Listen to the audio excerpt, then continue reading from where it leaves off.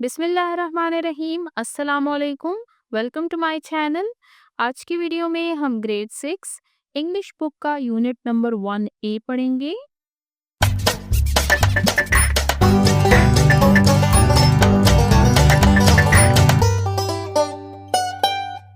Unit number 1A हज़रत मोहम्मद रसूलुल्लाह ख़ातिमुन नबीय्यीन सल्लल्लाहु अलैहि वाला आलिहि वसहबिहि वसल्लम। इस यूनिट पर हम ऑलरेडी एक वीडियो बना चुके हैं जिसमें हमने टेक्स्ट 1A को रीड किया था। इसमें जो रीडिंग पैसेज हमारे पास दिया गया है जो कि हज़रत मोहम्मद रसूलुल्लाह ख़ातिमुन नबीय्यीन सल्लल्लाहु अलैहि वाला आलिहि वसहबिहि वसल्लम की बायोग्राफी यानी स्वाने हयात है। इस टेक्स्ट को हमने ट्रांसलेशन के साथ रीड किया है। इसमें हमारे पास कुछ प्री रीडिंग क्वेश्चंस थे जिनको हमने रीड किया। हमारे पास वाइल रीडिंग का क्वेश्चन भी दिया गया था, इसको भी हमने रीड किया। इस टेक्स्ट में हमने रसूल सल्लल्लाहु अलैहि वसल्लम के करैक्टर की डिफरेंट क्वालिटीज़ को रीड किया। आप इस प्लेलिस्ट की लास्ट वीडियो देख सकते हैं। आज की वीडियो हम स्टार्ट करेंगे वोकैबुलरी के पोर्शन से। वोकैबुलरी यानी लुगत या अल्फाज की ज़ख़ीरा अंदोज़ी। यानी यहाँ पर हम लास्ट टेक्स्ट जो हमने रीड किया है उसकी कुछ इंपॉर्टेंट वर्ड्स को रीड करेंगे विद देयर मीनिंग्स। तो इसको रीड करना स्टार्ट करते हैं। Read the words with their meanings के दिए हुए अल्फाज को इनके मीनिंग्स यानी इनके मानी के साथ पढ़िए। वर्ड्स दिए गए हैं, यहाँ पर इनके मीनिंग्स दिए गए हैं। मैं आपको मीनिंग्स पढ़ाऊंगी, फिर इनको ट्रांसलेट भी करेंगे हम। तो फर्स्ट वर्ड है हमारे पास फोस्टर मदर। ये हमने टेक्स्ट में रीड किया था कि हज़रत सादिया हलीमा रसूल सल्लल्लाहु अलैहि वसल्लम की फोस्टर मदर थी, यानी उनकी रज़ाई वालिदा थी। Meaning take another person's child into your home, कि किसी और के बच्चे को अपने घर में ले जाना for a period of time, कुछ वक्त के लिए, without becoming his or her legal parent, बगैर इसके कि उसके कानूनी वालिदैन बने। यानी यहाँ पर लीगल ऑनरशिप उनको नहीं दी गई बल्कि कुछ अरसे के लिए वो वैसे ही बच्चे को अपने पास ले जाते हैं। अरब में ये रिवाज था कि कुरैश के नौमौलूद बच्चों को देहात में दूध पिलाने के लिए भेजा जाता था ताकि वो सेहतमंद और फसीह ज़ुबान सीख सकें। हज़रत हलीमा रज़ी अल्लाह ताला अन्हा ने हज़रत मोहम्मद सल्लल्लाहु अलैहि वसल्लम को गोद लिया और तकरीबन 5 साल तक अपनी मोहब्बत और शफ़क़त से उनकी परवरिश की। तो फर्स्ट वर्ड है हमारे पास foster mother. Take another person's child into your home for a period of time without becoming his or her legal parents, कि दूसरे शख्स के बच्चे को कुछ वक्त के लिए अपने घर में रखना बगैर इसके कि उस बच्चे के कानूनी वालिदैन बने। नेक्स्ट विडो यानी बेवा। A woman whose husband has died, वो खातून जिसकी शोहर का इंतकाल हो चुका हो। यानी ऐसी खातून जिनके शोहर वफात पा चुके हों तो उनको विडो या बेवा कहा जाता है। Proposal an act of formally asking somebody to marry you, किसी से रस्मी तौर पर शादी के पूछने का अमल। फॉर्मली रस्मी, आस्किंग पूछना, मैरी शादी, यानी इसको आप पेशकश भी कह सकते हैं। लेसन में हमने ये वर्ड रीड किया था जब हज़रत खदीजा रज़ी अल्लाह ताला अन्हा ने रसूल सल्लल्लाहु अलैहि वसल्लम को शादी का प्रपोजल भेजा था जो कि रसूल सल्लल्लाहु अलैहि वसल्लम ने एक्सेप्ट कर लिया था।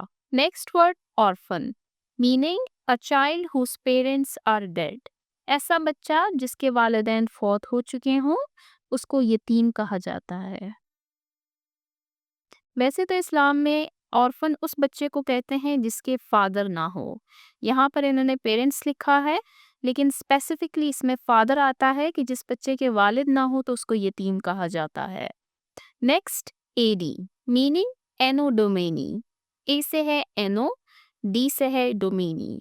अ लैटिन फ्रेज जो कि एक लातीनी जुबान का जुमला है, मीनिंग जिसके मानी है इन the year of the Lord, साले खुदाबंदी में। विच इज़ यूज्ड जो कि इस्तेमाल किया जाता है when referring to the year after हज़रत ईसा अलैहिस्सलाम was born, जो कि हज़रत ईसा अलैहिस्सलाम की पैदाइश के बाद के सालों के लिए इस्तेमाल होता है। इसको ईसवी साल कहा जाता है उर्दू में। Anno domini a Latin phrase meaning in the year of the lord, कि एक लातीनी जुमला जिसका मतलब है साले खुदाबंदी में, which is used when referring to the year after हज़रत ईसा अलैहिस्सलाम was born, जो कि हज़रत ईसा अलैहिस्सलाम की पैदाइश के बाद के सालों के लिए इस्तेमाल होता है। आफ्टर, बाद में, हज़रत ईसा अलैहिस्सलाम was born यानी उनकी पैदाइश के बाद के सालों के लिए। लास्ट है स्लेव, मीनिंग अ पर्सन, वो शख्स हु इज लीगली, जो कि कानूनी तौर पर ओन्ड यानी मलकियत में हो, बाय समवन, किसी शख्स के, एल्स किसी और के, and has to work for that person, और वो शख्स उस शख्स के लिए काम करे। वर्क यानी काम, जिसको हम उर्दू के आम जुबान में गुलाम कहते हैं। A person who is legally owned by someone else and has to work for that person, कि ऐसा शख्स जो कानूनी तौर पर किसी और की मलकियत में हो और उसके लिए काम करता हो। इस्लाम ने मुकम्मल तौर पर गुलामी के तस्वुर को ख़त्म किया है और हर इंसान को आज़ाद करार दिया है। तो यहाँ पर हमारा क्वेश्चन नंबर 1 एंड होता है, जिसमें हमने दिए हुए वर्ड्स की मीनिंग्स को रीड किया। फर्स्ट वर्ड था हमारे पास फोस्टर मदर, यानी रज़ाई वालिदा, विडो, बेवा, प्रपोजल, पेशकश, ऑर्फन, यतीम, एडी, ईसवी साल, स्लेव, गुलाम। अब चलते हैं नेक्स्ट पेज, पेज नंबर 5 की तरफ। नेक्स्ट टॉपिक है हमारे पास कंप्रहेंशन क्वेश्चंस का, जिसको उर्दू में तफहीमी सवालात कहा जाता है। अब कंप्रहेंशन क्वेश्चंस या तफहीमी सवालात क्या हैं? ये ऐसे क्वेश्चंस होते हैं जो किसी टेक्स्ट को पढ़ने या सुनने के बाद उनकी मीनिंग्स, एक्सप्लेनेशन या आइडियाज़ को समझने के लिए पूछे जाते हैं। ये क्वेश्चन स्टूडेंट की समझ बूझ को जानने में मदद करते हैं। फॉर एग्जाम्पल, यहाँ पर जो आपको क्वेश्चंस दिए गए हैं वो इस टेक्स्ट से रिलेटेड है। लास्ट वीडियो में हमने जो टेक्स्ट रीड किया है, अब उसी में से कुछ क्वेश्चंस पूछे जा रहे हैं, ये देखने के लिए कि आपको ये लेसन कितना समझ आया है। तो सबसे पहले क्वेश्चंस को रीड करते हैं, फिर वन बाय वन इनके आंसर्स को रीड करेंगे। आंसर दीज क्वेश्चंस, इन सवालात के जवाबात दीजिए।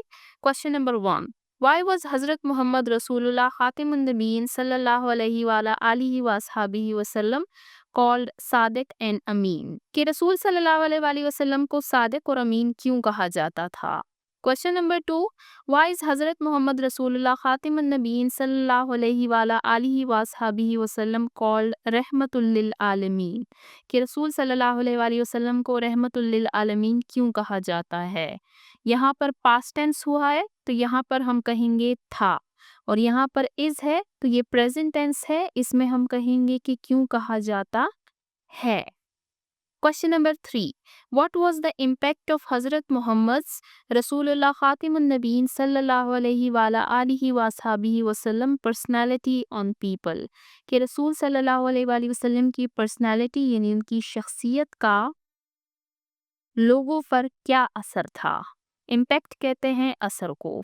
Question number 4, what are the worst sins in the eyes of Hazrat Mohammad रसूलुल्लाह खातिमुन नबीयीन सल्लल्लाहु अलैहि वाला आलिहि वसहबिहि वसल्लम, कि रसूल सल्लल्लाहु अलैहि वसल्लम की नज़रों में सबसे बुरे गुनाह कौन से हैं। सिन कहते हैं गुनाह को, वर्स्ट बुरे। क्वेश्चन नंबर 5, हाउ डिड हज़रत मोहम्मद रसूलुल्लाह खातिमुन नबीयीन सल्लल्लाहु अलैहि वाला आलिहि वसहबिहि वसल्लम win the hearts of his enemies and friends, कि रसूल सल्लल्लाहु अलैहि वसल्लम ने अपने दुश्मनों, एनिमीज दुश्मन, फ्रेंड्स दोस्त, अपने दुश्मनों और दोस्तों के दिल कैसे जीते। हार्ट्स कहते हैं दिल को, विन कहते हैं जीतना, कि रसूल सल्लल्लाहु अलैहि वसल्लम ने अपने दोस्तों और अपने दुश्मनों के दिल कैसे जीते। तो ये हमने क्वेश्चंस को रीड किया, अब वन बाय वन इनके आंसर्स को रीड करते हैं। यूनिट नंबर 1, हज़रत मोहम्मद रसूलुल्लाह खातिमुन नबीयीन सल्लल्लाहु अलैहि वाला आलिहि वसहबिहि वसल्लम। कंप्रहेंशन क्वेश्चंस यानी तफहीमी सवालात। क्वेश्चन नंबर 1, व्हाई वाज हज़रत Mohammad peace be upon him called सादिक एंड अमीन, कि रसूल सल्लल्लाहु अलैहि वसल्लम को सादिक और अमीन क्यों कहा जाता था। आंसर को रीड करते हैं। हज़रत Mohammad peace be upon him was called Sadiq, कि रसूल सल्लल्लाहु अलैहि वसल्लम को सादिक कहा जाता था, बिकॉज क्योंकि ही ऑलवेज वो हमेशा स्पोक बोलना, द ट्रूथ सच, कि उनको सादिक इसलिए कहा जाता था क्योंकि वो हमेशा सच बोला करते थे। एंड अमीन, और अमीन इसलिए कहा जाता था बिकॉज क्योंकि ही वॉज ट्रस्टवर्दी, वो अमानतदार थे। और इनको अमीन इसलिए कहा जाता था क्योंकि वो अमानतदार थे। Hazrat Mohammad peace be upon him was called Sadiq because he always spoke the truth, and Amin because he was trustworthy. Hazrat Muhammad सल्लल्लाहु अलैहि वसल्लम को सादिक इसलिए कहा जाता था क्योंकि वो हमेशा सच बोला करते थे, और अमीन इसलिए क्योंकि वो अमानतदार थे। मुसलमान तो मुसलमान, कुफार भी रसूल सल्लल्लाहु अलैहि वसल्लम के पास अपनी अमानतें रखवाया करते थे। यहाँ पर हमारा क्वेश्चन नंबर 1 कंप्लीट होता है। अब चलते हैं क्वेश्चन नंबर 2 की तरफ। क्वेश्चन नंबर 2, व्हाई इज हजरत Mohammad peace be upon him called रहमतुल लिल आलमीन, कि हजरत मोहम्मद रसूलुल्लाह खातिमुन नबीयीन सल्लल्लाहु अलैहि वाला आलिहि वसहबिहि वसल्लम को रहमतुल लिल आलमीन क्यों कहा जाता है? रहमतुल लिल आलमीन। हज़रत Mohammad peace be upon him is called रहमतुल लिल आलमीन। रसूल सल्लल्लाहु अलैहि वसल्लम को रहमतुल लिल आलमीन कहा जाता है बिकॉज क्योंकि ही वॉज अ ब्लेसिंग, क्योंकि वो रहमत बनकर आए फॉर ऑल क्रिएशंस, तमाम मखलूक ऑफ अल्लाह, अल्लाह की। कि हज़रत मोहम्मद को रहमतुल लिल आलमीन इसलिए कहा जाता है क्योंकि वो अल्लाह की तमाम मखलूक के लिए रहमत थे। Prophet peace be upon him showed, रसूल सल्लल्लाहु अलैहि वसल्लम ने दिखाया मर्सी, मेहरबानी, लव, मोहब्बत, एंड काइंडनेस और रहम दिली, टू एवरीवन, सबको, इवन टू हिज एनिमीज, हत्ता के अपने दुश्मनों को भी। कि रसूल सल्लल्लाहु अलैहि वसल्लम ने हर एक के साथ मेहरबानी, मोहब्बत और हमदर्दी का मुजाहरा किया, हत्ता के अपने दुश्मनों के साथ भी। क्वेश्चन को दोबारा से रीड करते हैं। हज़रत Mohammad peace be upon him is called रहमतुल लिल आलमीन because he was a blessing for all the creations of Allah. Prophet peace be upon him showed mercy, love and kindness to everyone, even to his enemies। कि रसूल सल्लल्लाहु अलैहि वसल्लम को रहमतुल लिल आलमीन इसलिए कहा जाता है क्योंकि वो अल्लाह की तमाम मखलूक के लिए रहमत थे। रसूल सल्लल्लाहु अलैहि वसल्लम ने हर एक के साथ मेहरबानी, मोहब्बत और हमदर्दी का मुजाहरा किया, हत्ता कि अपने दुश्मनों के साथ भी। यहाँ पर हमारा क्वेश्चन नंबर 2 एंड होता है। अब चलते हैं क्वेश्चन नंबर 3 की तरफ। Question number 3. What was the impact of Hazrat Muhammad's peace be upon him personality on everyone? कि रसूल सल्लल्लाहु अलैहि वसल्लम की शख्सियत का दूसरे लोगों पर क्या असर हुआ? पर्सनैलिटी, शख्सियत। आंसर को रीड करते हैं। हज़रत Muhammad kind and truthful nature, रसूल सल्लल्लाहु अलैहि वसल्लम की मेहरबानी, ट्रूथफुल सच्चाई, नेचर फितरत। कि रसूल सल्लल्लाहु अलैहि वसल्लम की मेहरबान और सच्ची फितरत, डीपली गहरा, इम्प्रेस्ड असर डालना या मुतासर करना, एवरीवन सबको। कि हज़रत मोहम्मद सल्लल्लाहु अलैहि वसल्लम की मेहरबान और सच्ची तबीयत ने सब पर गहरा असर डाला। हिज ऑनेस्टी, उनकी दयानतदारी, एंड फेयरनेस, और उनकी इंसाफ पसंदी, अर्न कमाया, हिम लव मोहब्बत, रिस्पेक्ट इज्जत। कि उनकी दयानतदारी और इंसाफ पसंदी ने लोगों के दिलों में उनके लिए मोहब्बत और इज्जत पैदा की। लीडिंग मैनी टू एम्ब्रेस इस्लाम, जिसकी वजह से काफ़ी सारे लोगों ने इस्लाम एम्ब्रेस, कबूल करना, कि जिसकी वजह से काफ़ी सारे लोगों ने इस्लाम कबूल किया। कि रसूल सल्लल्लाहु अलैहि वसल्लम की मेहरबानी और सच्ची फितरत ने लोगों पर बहुत गहरा असर डाला। उनकी दयानतदारी और इंसाफ पसंदी की वजह से लोग उनसे मोहब्बत और इज़्ज़त किया करते थे, और इसी वजह से काफ़ी सारे लोगों ने इस्लाम को कबूल किया। आंसर को दोबारा से रीड करते हैं। हज़रत मोहम्मद's kind and truthful nature deeply impressed everyone. His honesty and fairness earned him love and respect, leading many to embrace Islam। चलते हैं क्वेश्चन नंबर 4 की तरफ। Question number 4, what are the worst sins? Worst कहते हैं बदतरीन को, since गुनाह, इन the eyes of Hazrat Mohammad peace be upon him, कि रसूल सल्लल्लाहु अलैहि वसल्लम की नज़रों में सबसे बदतरीन गुनाह कौन से हैं? द वर्स्ट सिंस, बदतरीन गुनाह इन the eyes of Hazrat Mohammad peace be upon him, रसूल सल्लल्लाहु अलैहि वसल्लम की नज़रों में आर लाइंग वो है झूठ बोलना, डिसऑनेस्टी बेईमानी, ट्रीटिंग अदर्स अनफेयरली, ट्रीटिंग सलूक करना, अदर्स दूसरों के साथ अनफेयरली गैर मुनसिफाना, and causing harms to other और दूसरों को नुकसान पहुंचाना। हार्म कहते हैं नुकसान को, कॉजिंग कहते हैं पहुंचाना। तो हमने रीड किया कि हज़रत मोहम्मद सल्लल्लाहु अलैहि वसल्लम की नज़रों में सबसे बड़े गुनाह झूठ बोलना, बेईमानी करना, दूसरों के साथ नाइंसाफ़ी करना और दूसरों को नुकसान पहुंचाना है। The worst sins in the eyes of Hazrat Muhammad peace be upon him are lying, dishonesty, treating others unfairly and causing harms to others. अब चलते हैं लास्ट क्वेश्चन नंबर 5 की तरफ। How did Hazrat Muhammad peace be upon him win the hearts of his enemies and friends? कि रसूल सल्लल्लाहु अलैहि वसल्लम ने अपने दुश्मनों और दोस्तों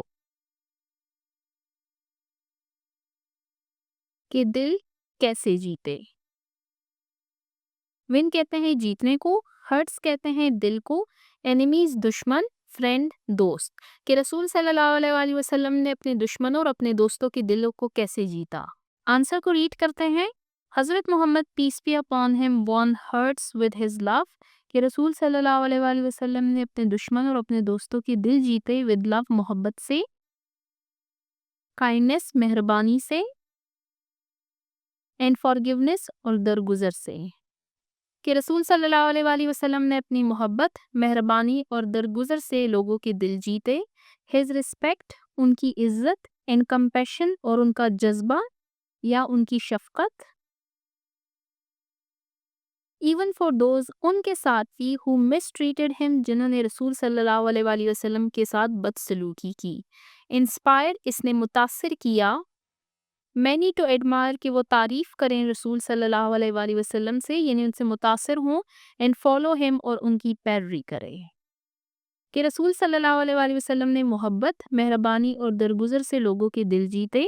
आप सल्लल्लाहु अलैहि वसल्लम ने बदसलूकी करने वालों के साथ भी इज्जत और शफकत से पेश आकर लोगों को मुतासिर किया और अपना पैरोकार बनाया। आंसर को दोबारा से रीड करते हैं। हज़रत Mohammad peace be upon him won hearts with his love, kindness and forgiveness. His respect and compassion, even for those who mistreated him, inspired many to admire and follow him. यहाँ पर हमारे question answers and होते हैं। वापस चलते हैं book की तरफ। तो यहाँ पर हमारा वोकेबलरी का पोर्शन एंड होता है, जिसमें हमने वर्ड्स मीनिंग को रीड किया और फिर हमने कंप्रहेंशन क्वेश्चंस को रीड किया। अब हमारे पास नेक्स्ट पोर्शन है use of language. Use of language के पोर्शन में हम ग्रामर को रीड करते हैं। Question number 1. Circle the correct article a and the in each sentence. First question है आपके पास आर्टिकल्स के बारे में कि दिए हुए सेंटेंसेस में से करेक्ट आर्टिकल ए एन या द को इनसर्कल कीजिए। सबसे पहले मैं आपको समझाती हूँ कि आर्टिकल्स क्या हैं। आर्टिकल्स हमारे पास एक पार्ट ऑफ स्पीच है। आर्टिकल्स का इस्तेमाल इंग्लिश लैंग्वेज में नाउन को वाज़ेह करने के लिए किया जाता है ताकि जुमले का मतलब दुरुस्त और वाज़ेह हो जाए। अब आर्टिकल्स की हमारे पास दो टाइप्स हैं, एक है डेफिनेट आर्टिकल और दूसरा है इनडेफिनेट आर्टिकल। आप देख सकते हैं यहाँ पर आपको आर्टिकल्स दिए गए हैं। इसमें द हमारे पास डेफिनेट आर्टिकल है और ए और एन हमारे पास इनडेफिनेट आर्टिकल है। टॉपिक है हमारे पास आर्टिकल्स का। आर्टिकल्स हमारे पास दो टाइप्स के हैं, एक है डेफिनेट आर्टिकल और दूसरा है इनडेफिनेट आर्टिकल।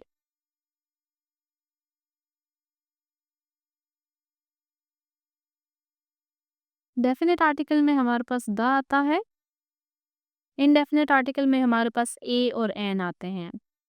डेफिनेट आर्टिकल का इस्तेमाल हम स्पेसिफिक नाउन के साथ करते हैं और इनडेफिनेट आर्टिकल्स का इस्तेमाल हम कॉमन नाउन्स के साथ करते हैं। डेफिनेट आर्टिकल के लिए आपके पास कुछ रूल्स हैं जो हमने ग्रेड 4 और ग्रेड 5 में डिटेल से रीड किए थे। यहाँ पर मैं आपको दोबारा से रिवाइज करवा देती हूँ कि द का इस्तेमाल हम किन नाउन्स के साथ करेंगे? सबसे पहले तो मैंने आपको बता दिया कि ये हम स्पेसिफिक नाउन्स के साथ यूज़ करते हैं। रेफर टू स्पेसिफिक और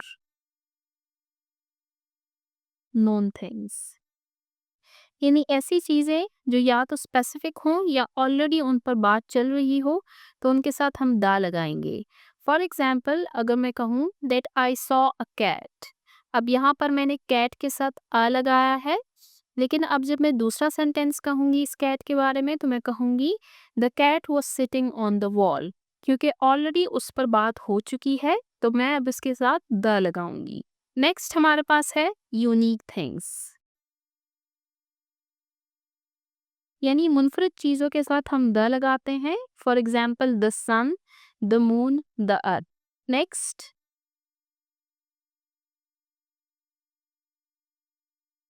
superlative degrees,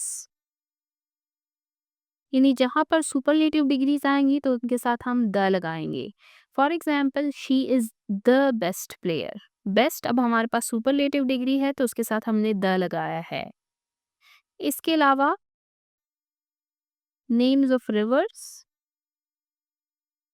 seize and oceans, इनके साथ भी हम द यूज करते हैं। For example the Nile, the Atlantic ocean, the Himalayas. इसके अलावा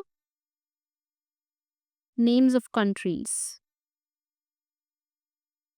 the Pakistan, the India, the United States, the United Kingdom etcetera. Proper nouns, यानी इसमें मार्फा के साथ, जैसे the holy Quran, the holy prophet. इसके अलावा specific groups, for example the rich, the poor, the needy, ये स्पेसिफिक ग्रुप्स हैं तो इनके साथ भी द यूज़ होता है।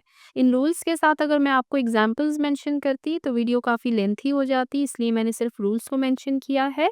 तो ये हमारे पास रूल्स हैं डेफिनेट आर्टिकल के यूज़ के। अब हम इनडेफिनेट आर्टिकल की तरफ चलते हैं जो कि है ए एंड। अब ये हमारे पास ईजी टॉपिक है। आप जानते हैं कि हमारे पास टोटल अल्फ़ाबेट्स ये हैं 26। यहाँ पर मैं आपको अल्फ़ाबेट्स लिख देती हूँ। G H I J K L M N O P Q R S T U V W X Y and Z। अब इनको काउंट करते हैं। 1 2 3 4 5 6 7 8 9 10 11 12 13 14 15 16 17 18 19 20 21 22 23 24 25 and 26। अब इन 26 अल्फ़ाबेट्स में से 5 हमारे पास वॉवल्स हैं और रिमेनिंग 21 हमारे पास कॉन्सोनेंट्स हैं। अब 5 वॉवल्स कौन से हैं हमारे पास? वो है ए, ई, आई, ओ, यू।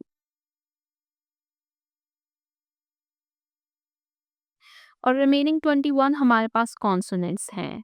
अब ऐसा नाउन जो कि इन लेटर से स्टार्ट होगा उनके साथ हम एन लगाएंगे, और ऐसे नाउन जो कि इन कॉन्सोनेंट लेटर से स्टार्ट होंगे उनके साथ हम ए लगाएंगे। फॉर एग्जाम्पल ए से मैं आपको बताती हूँ एप्पल। एप्पल के साथ हम लगाएंगे an. E egg, an egg, an apple, an ink pot, an orange, an umbrella.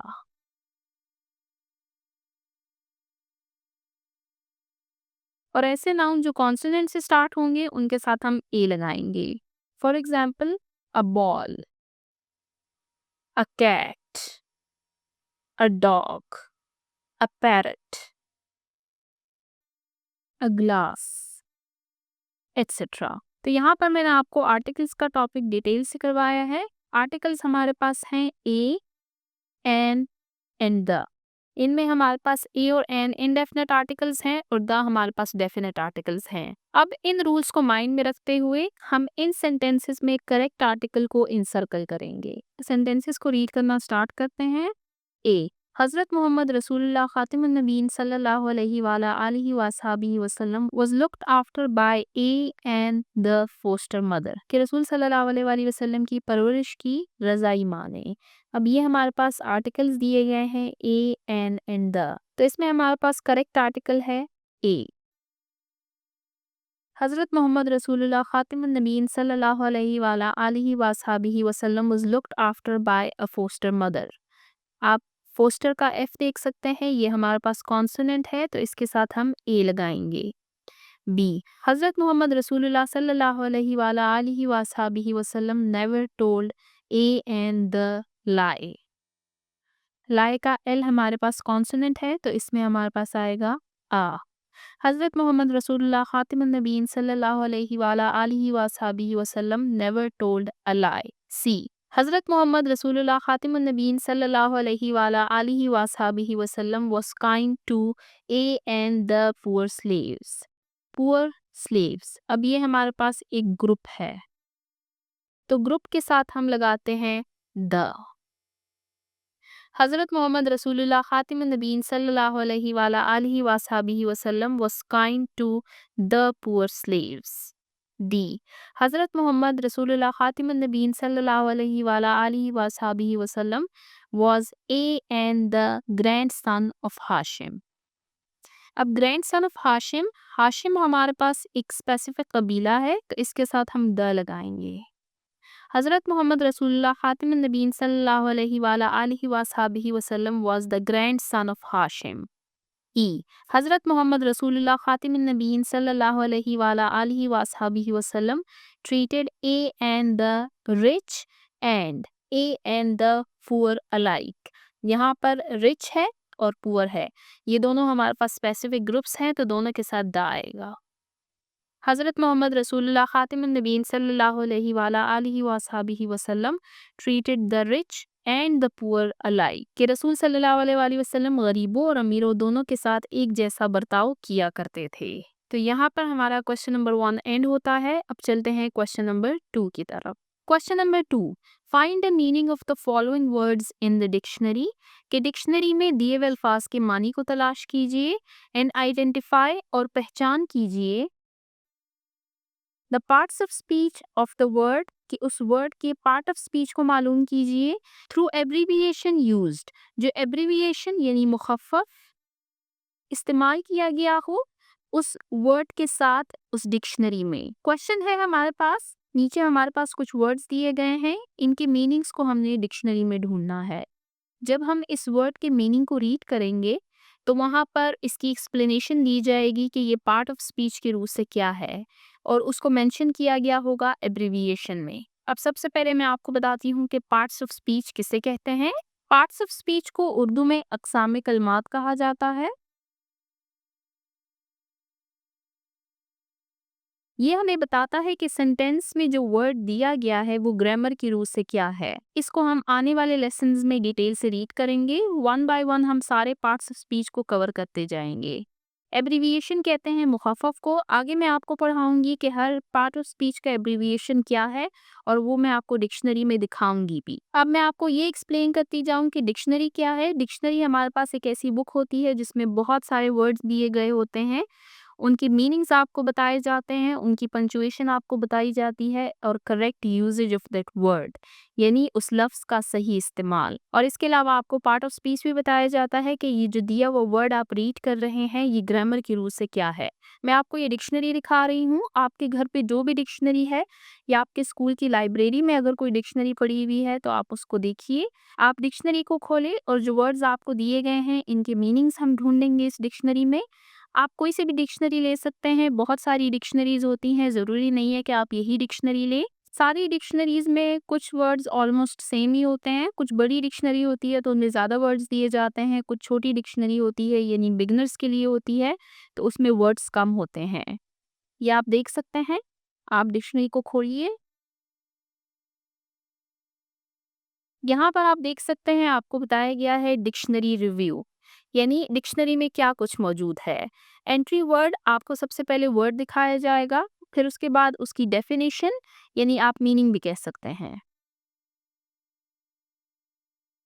Example sentences, फिर आपको वो जो वर्ड है, जो एंट्री वर्ड है, उसका एक एग्जाम्पल दिया जाएगा यानी उसको सेंटेंस में यूज किया जाएगा। फिर उसके बाद एंट्री लाइन है। अब एंट्री लाइन में काफ़ी सारी चीज़ें दी जाती हैं। इसमें एक तो बताया जाता है कि इसकी प्रोनाउंसिएशन कैसे करनी है।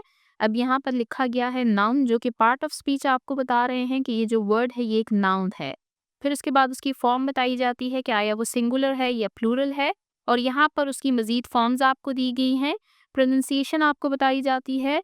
लैंग्वेज नोट, कोई स्पेसिफिक नोट हो, अगर किसी और लैंग्वेज का वर्ड हो तो वो क्लेरिफाई किया जाता है। और फिर इलिस्ट्रेशन यानी आपको पिक्चर दी जाएगी। मेरी डिक्शनरी में पिक्चर्स भी हैं। आपकी डिक्शनरी में अगर पिक्चर्स नहीं भी हैं तो भी कोई मसला नहीं है। आपके पास जो एक्टिविटी यहाँ पर दी गई है वो सिर्फ वर्ड्स को फाइंड आउट करना है, उनके मीनिंग्स को। तो हम पहले वर्ड्स को रीड करते हैं, फिर वन बाय वन इसको डिक्शनरी में हम फाइंड आउट करेंगे। फर्स्ट वर्ड है मॉडेस्ट, सेकंड पर्डस, पिटीट, कॉन्कर, कर्स, मर्सी। डिक्शनरी में जो वर्ड्स मेंशन हुए होते हैं वो अल्फाबेटिकल ऑर्डर में होते हैं। अब अल्फाबेटिकल ऑर्डर क्या है मैं आपको यहाँ पर दिखा भी देती हूँ। ये देखें, ये आपको बताया गया है कि इस डिक्शनरी में जो वर्ड्स हैं वो है अल्फाबेटिकल ऑर्डर। अल्फाबेटिकल ऑर्डर ये है कि हम दिए हुए वर्ड्स को इस तरीके से अरेंज करें, यानी उनकी सीक्वेंस हम ऐसे बनाएं जैसे अल्फाबेट्स हैं। फॉर एग्जाम्पल, मैंने आपको ये अल्फाबेट्स लिख के दिए हैं। अब आपके पास 100 वर्ड्स हैं। आप उन 100 वर्ड्स में सबसे पहले वो वर्ड्स ढूंढेंगे जो कि ए से स्टार्ट होते हैं, फिर बी से, फिर सी, फिर डी, फिर ई, एफ, जी, एच और इसी तरह जेड तक। यानी इस सीक्वेंस से वर्ड्स को अरेंज करना जिस तरह हमारे पास अल्फाबेट्स हैं। तो फर्स्ट वर्ड है हमारे पास मॉडेस्ट, जो कि एम से स्टार्ट हो रहा है, तो हम डिक्शनरी में एम निकालेंगे। अब यहाँ पर आप देख सकते हैं ये जो ब्लू ब्लू प्रिंट्स आपको दिख रहे हैं ये अलग अलग अल्फाबेट्स हैं। ये है सी, डी, ई, एफ, जी, एच, आई, जे, के, एल और एल के बाद हमारे पास आएगा एन। अब हमने ये खोल लिया एम, और वर्ड है हमारे पास मॉडेस्ट, MODEST। एम हमने खोल लिया। अब हम एम में ओ खोलेंगे, यानी अब हम सेकंड लेटर को देखेंगे। सेकंड लेटर भी अल्फाबेटिकल होगा, फिर थर्ड लेटर भी अल्फाबेटिकल होगा, फिर इसी तरह फोर्थ लेटर भी। यानी वर्ड में जितने भी लेटर्स हैं वो सारे अल्फाबेटिकली मेंशन किए गए हैं। तो यहाँ पर आप देख सकते हैं ये है MA। हम जाएंगे MO की तरफ, ये भी है NA, NA, NA, ये NE स्टार्ट हो गया है। MI, MI, MI, MI और यहाँ से आप देख सकते हैं ये है MI और MI के बाद स्टार्ट हो गया है MO। अब ये है मोन। अब इसमें हम मॉडेस्ट निकालेंगे। मोट, मो, ये भी MO है। यहाँ पर आप देख सकते हैं ये भी MO, MO, MO, ये है मोड, मॉडल और ये है मॉडरेट, मॉडरेट और ये है हमारे पास मॉडेस्ट। आप देख सकते हैं MODEST, मॉडेस्ट। इसके मीनिंग को रीड करते हैं। Not thinking too highly of oneself, जो खुद को ज्यादा अहम ना समझे। अ मॉडेस्ट पर्सन, एक modest person does not brag about himself or show off, वो अपनी ना तो ज्यादा तारीफ करता है ना शेखी दिखाता है। मॉडेस्ट कहते हैं आजिज को, मुनकसिरुल मिजाज, विद इन रीजन, जो दरमियानी हो, नॉट एक्सट्रीम, जो हद से ज्यादा ना हो। अब यहाँ पर आपको मॉडेस्ट के दो मीनिंग्स बताए गए हैं और यहाँ से अब आपको एग्जाम्पल दी गई है। We spent only a modest amount of money on the trip, कि हमने सफर पर सिर्फ मुनासिब रकम खर्च की। अब यहाँ पर आपको इसके सिलेबल डिवीजन दिखाई गई है कि इसमें कितने सिलेबल्स हैं। इसमें है 2 सिलेबल्स, मॉड एस्ट। यहाँ पर आपको प्रोनाउंसिएशन बताई गई है और यहाँ पर अब आपको पार्ट ऑफ स्पीच बताया गया है, लेकिन यहाँ पर इसको फुल लिखा गया है, एब्रीविएशन नहीं दी गई है आपको। वैसे एडजेक्टिव की एब्रीविएशन है ADJ डॉट, यानी मॉडेस्ट ग्रामर की रूह से एडजेक्टिव है। एडजेक्टिव को उर्दू में इसमें सिफ्त कहा जाता है। एडजेक्टिव ऐसा वर्ड होता है जो नाउन और प्रोनाउन को मजीद डिस्क्राइब और मॉडिफाई करता है। तो यहाँ पर हमने फर्स्ट वर्ड के मीनिंग को ढूंढा जो कि है मॉडेस्ट यानी आजिज, मुनकसिरुल मिजाज या मोतदिल। अब हमारे पास सेकंड वर्ड है पर्डन। पर्डन स्टार्ट हो रहा है पी से, तो डिक्शनरी में अब पी लेटर को ओपन करते हैं। ये है हमारे पास DEFGHI, ये M है, NO और P में हमारे पास है पर्डन। पर्डन की स्पेलिंग्स हैं PARDON। तो ये हमारे पास PAL है, आगे हमारे पास ये है PAN, फिर है PAN, PAR यहाँ से स्टार्ट हो रहा है,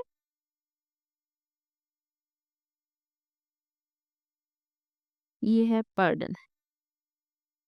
ये आप देख सकते हैं यहाँ पर पर्डन लिखा गया है PARDON। अब इसकी मीनिंग को रीड करते हैं। टू फ्री अ पर्सन, एक शख्स को आज़ाद करना, फ्रॉम पनिशमेंट, सज़ा से, कि किसी शख्स को सज़ा से आज़ाद करना। अब यहाँ पर इसकी एग्जाम्पल दी गई है, the governor pardon the prisoner, कि गवर्नर ने कैदी को माफ़ कर दिया। सेकेंड मीनिंग लिखा गया है, to not have hard feelings about, not want to blame or punish, कि किसी की गलती को माफ करना और इस पर सख्त रवैया ना रखना। अब आगे एग्जाम्पल दी गई है, please pardon his rude remark, कि बरावे करम उसकी बदतमीजी को माफ करें। पर्डन माफ करना। अब यहाँ पर लिखा गया है वर्ब। अब ये इसका पार्ट ऑफ स्पीच है कि ग्रामर की रूह से क्या है, ये हमारे पास वर्ब है। वर्ब किसी भी एक्शन वर्ड को कहा जाता है, यानी किसी को माफ करना ये एक्शन हो रहा है, तो ये हमारे पास वर्ब है।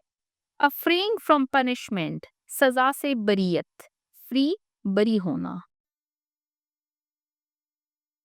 The prisoner received a pardon from the state after the real thief have given himself up। अब यहाँ पर आपको एग्जाम्पल दी गई है कि असली चोर के एतराफ के बाद कैदी को माफी मिल गई। A refusal to blame or punish, forgiveness, किसी को कसूरवार ना ठहराना। एग्जाम्पल दिया गया है, I beg your pardon if I hurt your feelings, अगर मैंने आपके जज्बात मजरूह किए हों तो मैं माजरत चाहती हूँ। अब यहाँ पर ये हमारे पास नाउन है, यानी पर्डन हमारे पास ऐसा वर्ड है जो कि एज अ वर्ब भी हम यूज कर सकते हैं और एज अ नाउन भी हम इसको यूज कर सकते हैं। वर्ब के बारे में तो मैंने आपको बताया कि हमारे पास एक्शन वर्ड्स हैं, यानी किसी को माफ करना, हम एक्शन परफॉर्म कर रहे हैं। अगर हम नाउन की बात करें तो ये हमारे पास एब्स्ट्रैक्ट नाउन है, because here pardon refers to an idea or concept that can not be touched or seen physically, यानी उसको हम फिजिकली देख नहीं सकते, उसको सिर्फ हम फील कर सकते हैं, तो ये हमारे पास एब्स्ट्रैक्ट नाउन है। नाउन और इसकी टाइप्स हम इंशाल्लाह यूनिट नंबर 2 में डिटेल से रीड करेंगे। पर्डन यहाँ पर उसकी सिलेबिक डिवीजन आपको बता दी गई है। पर डन यहाँ पर उसकी प्रोनाउंसिएशन है, यहाँ पर उसका पार्ट ऑफ स्पीच बता दिया गया है, यहाँ पर उसकी डिफरेंट फॉर्म्स आपको बता दी गई है। पर्डनिंग ये उसकी जेरेंट फॉर्म है। इसके अलावा आपको उसका दूसरा पार्ट ऑफ स्पीच नाउन बताया गया है, उसकी फॉर्म बताई गई है प्लूरल, कि पर्डन का प्लूरल है पर्डन्स। तो यहाँ पर हमारा सेकंड वर्ड कंप्लीट होता है। अब हम थर्ड वर्ड को डिक्शनरी में देखते हैं, जो कि हमारे पास है पिटीट। अब पिटीट ये भी पी से स्टार्ट हो रहा है, पी हमारे पास ओपन है, लेकिन ये है PA। अब हम जाएंगे PI की तरफ, ये PA ही चल रहा है। अब यहाँ से PE स्टार्ट हो गया है, PE, PE, PE, PH, H के बाद I यहाँ से स्टार्ट हो गया है। अब हम यहाँ से देखते हैं पिटीट वर्ड को, PITIED।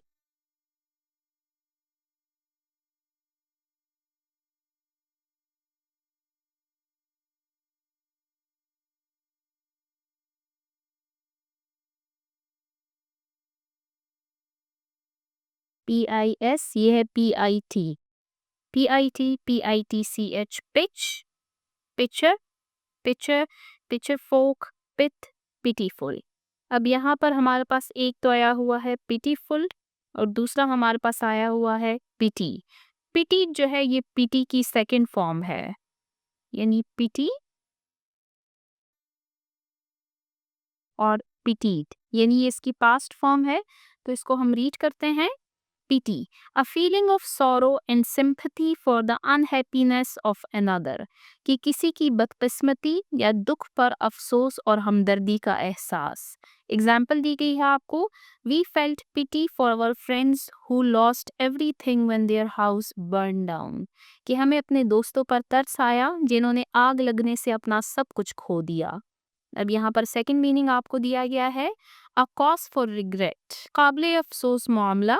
What a pity you have a cold and can't come to the party, कि अफसोस की बात है कि आप बीमार हैं और पार्टी में नहीं आ सके। ये हमारे पास नाउन है, ये भी हमारे पास एब्स्ट्रैक्ट नाउन है।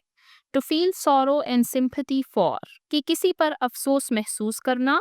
We pity the people who lost their homes in the flood, कि हमें इन लोगों पर तरस आता है जिन्होंने सैलाब में अपना घर खो दिया।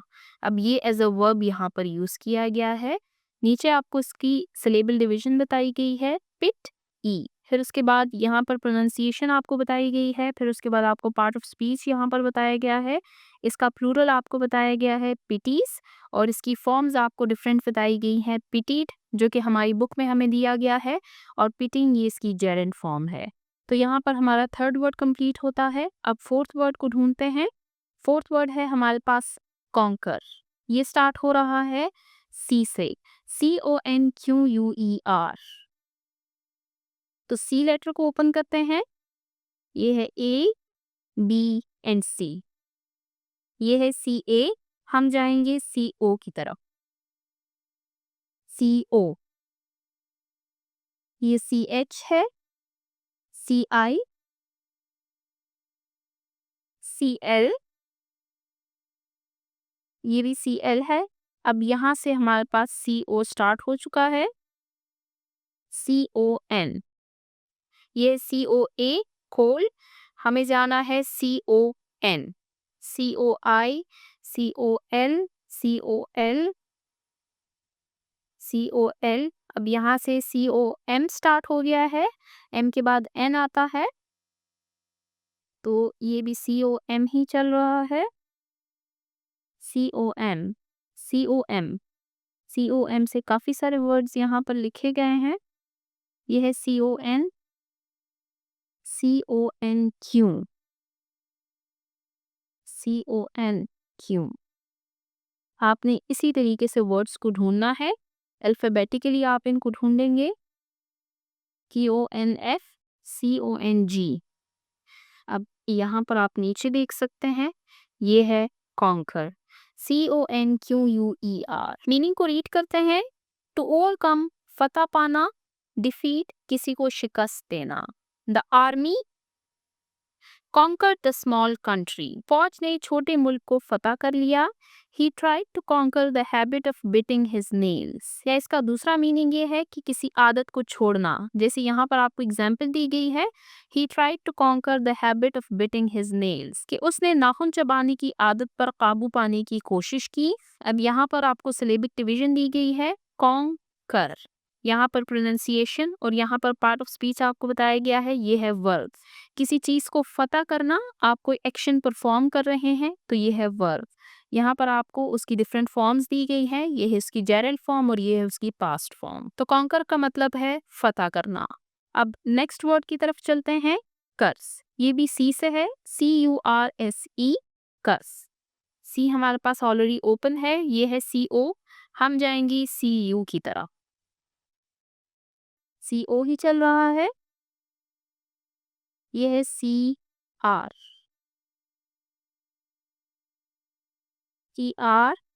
CU यहाँ से स्टार्ट हो गया है, CUR,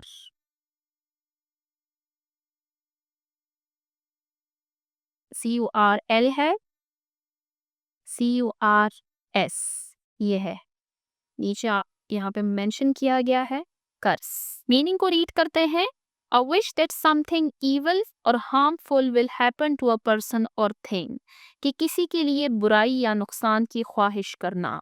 a curse is often made by calling on god or gods, और ये ख्वाहिश जाहिर की जाती है अक्सर खुदा या देवताओं को पुकार कर। Second meaning, a word or words used in swearing, कि कसम खाने में जो अल्फाज इस्तेमाल किए जाते हैं।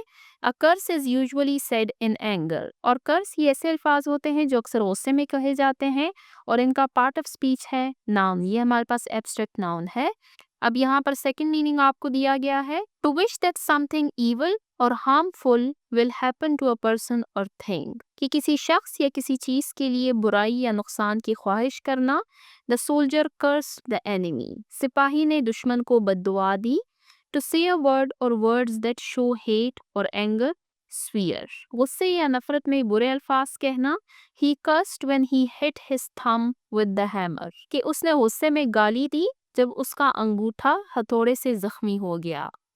टू कॉज ईवल, हार्म और सफरिंग टू, कि किसी को किसी मुसीबत या बीमारी में मुब्तला करना। He had been cursed with a weak back for years, कि वो कई सालों से कमज़ोर कमर की तकलीफ में मुब्तला है। अब यहाँ पर इसको एज अ वर्ब शो किया गया है।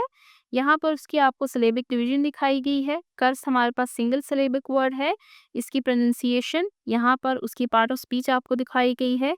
इसकी प्लूरल आपको बताई गई है कि वो है कर्सिस, और यहाँ पर उसकी डिफरेंट फॉर्म्स आपको बताई गई हैं।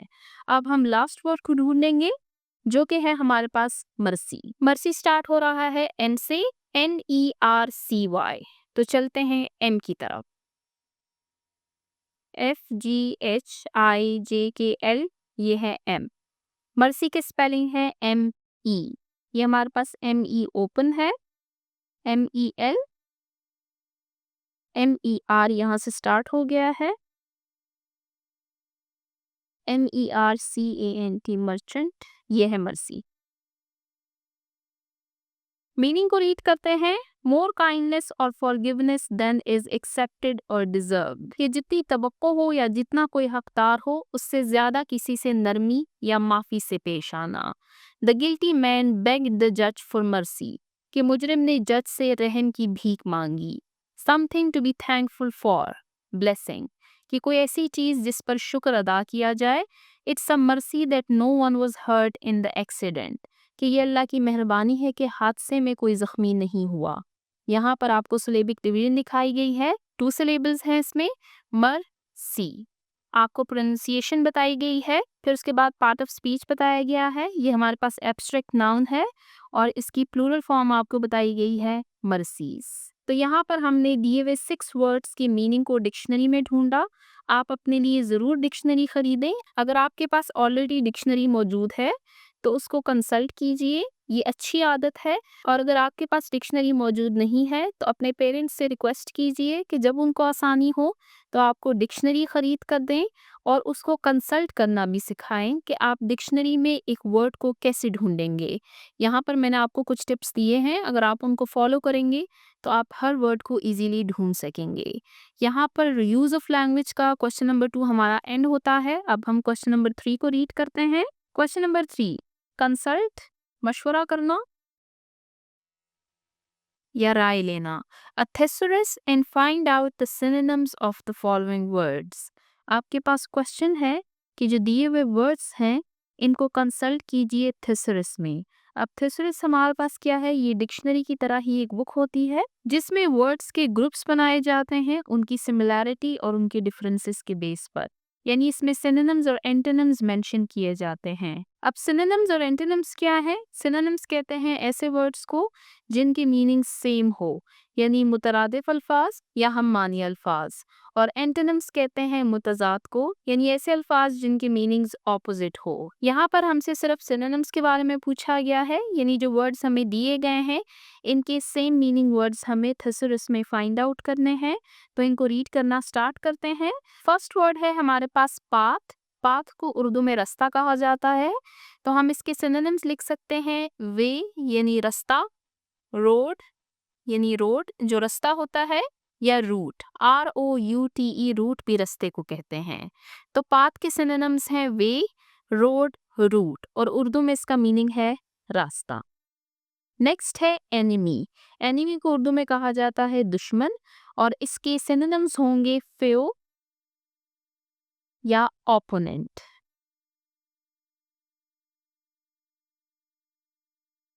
हम राइवल भी लिख सकते हैं। तो एनिमी के सिनोनिम्स हैं फेव, ओपोनेंट, राइवल और मीनिंग है इसका दुश्मन। नेक्स्ट है काइंड यानी मेहरबान, इसके सिनोनिम्स हैं जेंटल, जेनरस।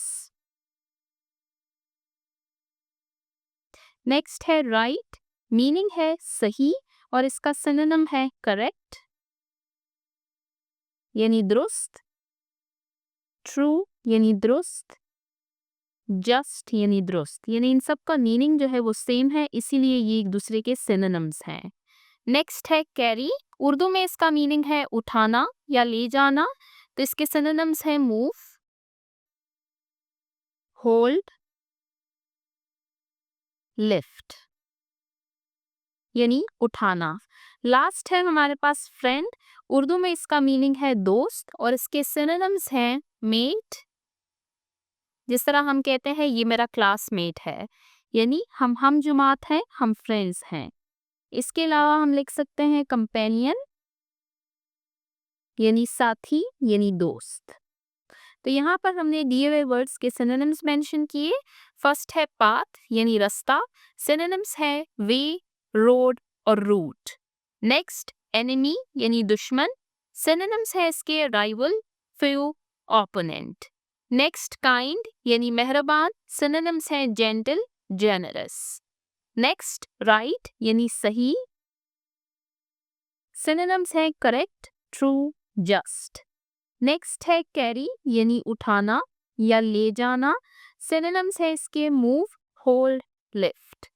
लास्ट है फ्रेंड यानी दोस्त और इसके सिनोनिम्स हैं मेट या कंपेनियन। तो यहाँ पर हमारा यूज ऑफ लैंग्वेज का क्वेश्चन नंबर 3 एंड होता है। अब रीड करते हैं क्वेश्चन नंबर 4 को।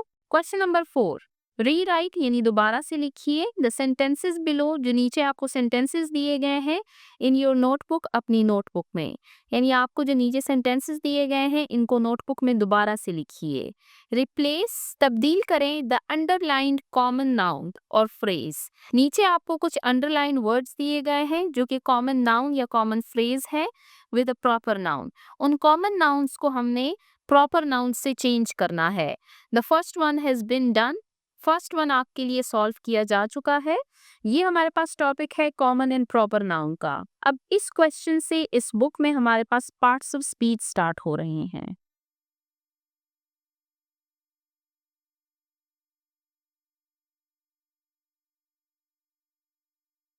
मैं आपको पार्ट्स ऑफ स्पीच के बारे में पहले बता देती हूँ।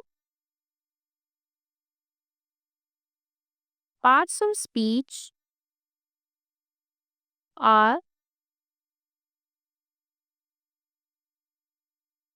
different categories of words that perform specific roles in a sentence। यानी ये कलाम के मुख्तलिफ अज्जा होते हैं जो जुमले में मुख्तलिफ किरदार अदा करते हैं। पार्ट्स ऑफ स्पीच हमारे पास टोटल 9 है। इनको हम वन बाय वन रीड करते जाएंगे। फर्स्ट हमने आर्टिकल्स को रीड किया था। आर्टिकल्स को बाज लोग as a part of speech consider करते हैं, बाज लोग नहीं करते, इसलिए वहाँ पर मैंने ज़्यादा जोर नहीं दिया। लेकिन यहाँ से अब हमारे पास पार्ट्स ऑफ स्पीच स्टार्ट हो रहे हैं, जिसमें फर्स्ट पार्ट ऑफ स्पीच है हमारे पास नाउन, जिसको उर्दू में इस्म कहा जाता है। अब नाउन या इस्म हमारे पास क्या है? एनी नेमिंग वर्ड्स, यानी हर वो लफ्ज जिसमें कोई नाम आए वो हमारे पास नाउन है। अब इसमें हमारे पास डिफरेंट कैटेगरीज आ सकती हैं। For example person, place, thing, animal. जैसे पर्सन में आप अपना नाम लिख सकते हैं फाइजा। प्लेस में जिस जगह पे आप रहते हैं, फॉर एग्जाम्पल स्वात। थिंग, ये मेरे पास एक चीज है, पेन। और बुक और पेपर, एनिमल, कैट। ये सारे हमारे पास क्या है, ये हमारे पास नाउन है। अब फिर आगे नाउन के डिफरेंट टाइप्स हैं। यहाँ पर आपको फर्स्ट टाइप बताई जा रही है जो कि है कॉमन एंड प्रॉपर नाउन।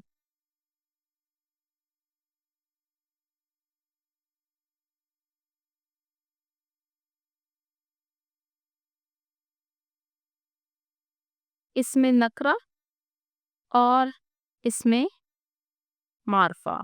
आप साथ में इसकी उर्दू टर्म्स याद कीजिए ताकि आपको उर्दू में भी आसानी हो। अच्छा, अब आपकी जो 6th क्लास की इंग्लिश है, आप इसको ऐसे लीजिए जैसे आप दोबारा से इंग्लिश पढ़ रहे हैं। यानी जो चीज़ें आप ऑलरेडी सीख चुके हैं उनको यहाँ पर अब आप फिर से रिवाइज करेंगे। फॉर एग्जाम्पल नाउन का टॉपिक है, ये एक बहुत बेसिक टॉपिक है ग्रामर का, और क्लास 1 क्लास 2 से आजकल बच्चे ये सीख जाते हैं। लेकिन यहाँ से आपने दोबारा से इन सारी चीज़ों को रिवाइज करना है। तो ये हमारे पास पार्ट्स ऑफ स्पीच है, और पार्ट्स ऑफ स्पीच में ये हमारे पास फर्स्ट पार्ट ऑफ स्पीच है नाउन। अब हम नाउन की डिफरेंट टाइप्स को रीड करेंगे। नाउन की डिफरेंट टाइप्स हैं, उसमें फर्स्ट है हमारे पास कॉमन एंड प्रॉपर नाउन। आपको बुक में कॉमन एंड प्रॉपर नाउन की डेफिनेशन दी गई है, हम यहाँ से इसको रीड करते हैं। डू यू रिमेंबर, क्या आपको याद है? अब यहाँ पर आपसे एक क्वेश्चन पूछा गया है कि आपने जब पिछली क्लासेस में रीड किया था नाउन के बारे में, तो क्या वो आपको याद है? Common nouns are general names, thus they are not capitalized. कि कॉमन नाउन्स यानी इसमें नकरा, आर जनरल नेम्स, ये आम नाम है। नेम्स नाम, मैंने आपको बताया है कि नाउन एनी नेमिंग वर्ड है, यानी ये आम नाम है। दस दे आर नॉट कैपिटलाइज, तो ये कैपिटलाइज नहीं होते। अब कैपिटलाइज क्या है कि इसके फर्स्ट लेटर को हम कैपिटल नहीं लिखते। इंग्लिश लैंग्वेज में हम जनरली स्मॉल एबीसी लिखते हैं। कैपिटल एबीसी लिखने के अपने कुछ रूल्स हैं, जिसमें एक रूल हमारे पास ये है कि प्रॉपर नाउन का फर्स्ट लेटर हम कैपिटल लिखते हैं। ये रूल्स मैं आपको साथ साथ करवाती जाऊंगी। Proper nouns are specific names, जबकि प्रॉपर नाउन यानी इसमें मार्फा, ये स्पेसिफिक यानी खास नाम है। दे डू रिक्वायर कैपिटलाइजेशन, और इनमें कैपिटलाइजेशन रिक्वायर होती है यानी ज़रूरत होती है इसकी। तो यहाँ पर हमने कॉमन एंड प्रॉपर नाउन्स के बारे में पढ़ा कि कॉमन नाउन कहते हैं आम नाम को, प्रॉपर नाउन कहते हैं खास नाम को। अब हमारे पास एक्टिविटी क्या दी गई है कि कुछ सेंटेंसेस हमें दिए गए हैं जिनमें कुछ वर्ड्स को हाईलाइट किया गया है। ये जो वर्ड्स हाईलाइटेड हैं ये हमारे पास कॉमन नाउन है। हमने इन कॉमन नाउन्स को अब प्रॉपर नाउन में चेंज करना है। यहाँ पर आपको एक एग्जाम्पल दी गई है, इसको रीड करते हैं। The boy went to the city in the morning.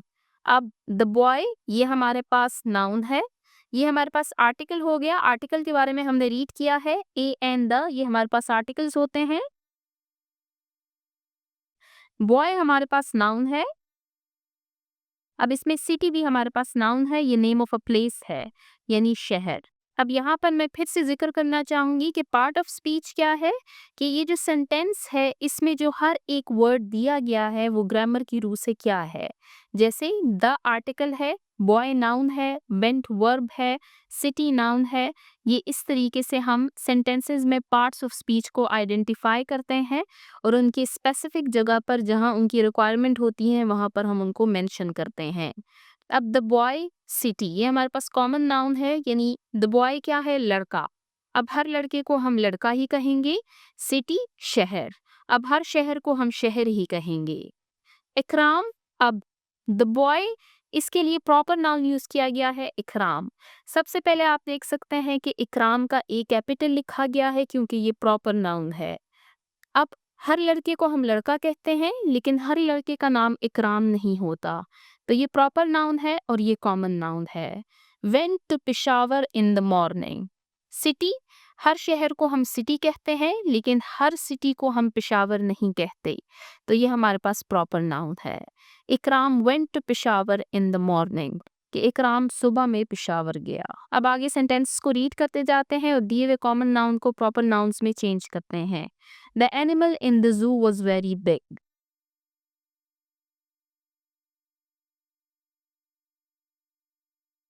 The animal in the zoo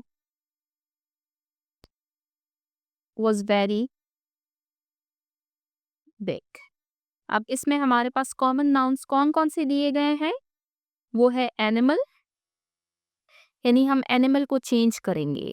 और नेक्स्ट है जू। अब आप देखें, इसको चेंज करते हैं। The elephant in the Lahore. अब लाहौर का एल मैंने कैपिटल लिखा है। Safari park was very big. The elephant, animal की जगह मैंने एलिफेंट लिख दिया है। इन द जू, अब यहाँ पर मैंने स्पेसिफिकली एक जू का नेम लिखा है। Lahore safari park was very big, कि लाहौर सफारी पार्क में मौजूद हाथी बहुत बड़ा था। नेक्स्ट सेंटेंस है हमारे पास, दिस बॉय और girl is my best friend. This girl is my best friend. यहाँ पर हमारे पास कॉमन नाउन दिया गया है दिस बॉय और गर्ल। मैं गर्ल हूं तो मैं गर्ल को ही मेंशन करूंगी, तो मैं लिखूंगी आयशा। अब यहाँ पर मैंने अपनी बेस्ट फ्रेंड का नेम लिखा है। Ayesha is my best friend. Next है हमारे पास, we went to the hospital to see the doctor. We went to the hospital to see the doctor.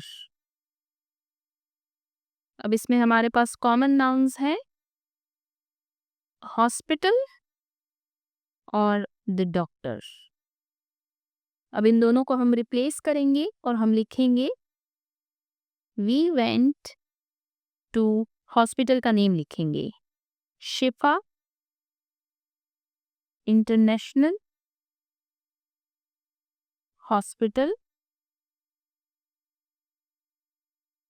To see the. अब हम डॉक्टर का नेम लिखेंगे doctor Ali. We went to the Shifa international hospital to see the doctor Ali. अब next है हमारे पास, my country is very beautiful.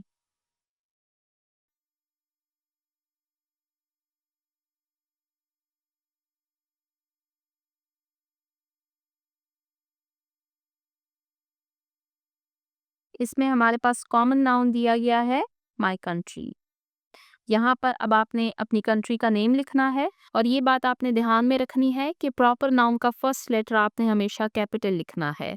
तो पाकिस्तान का पी मैंने कैपिटल लिखा है। Pakistan is very beautiful. Last है हमारे पास, we will have holidays in the 6th month।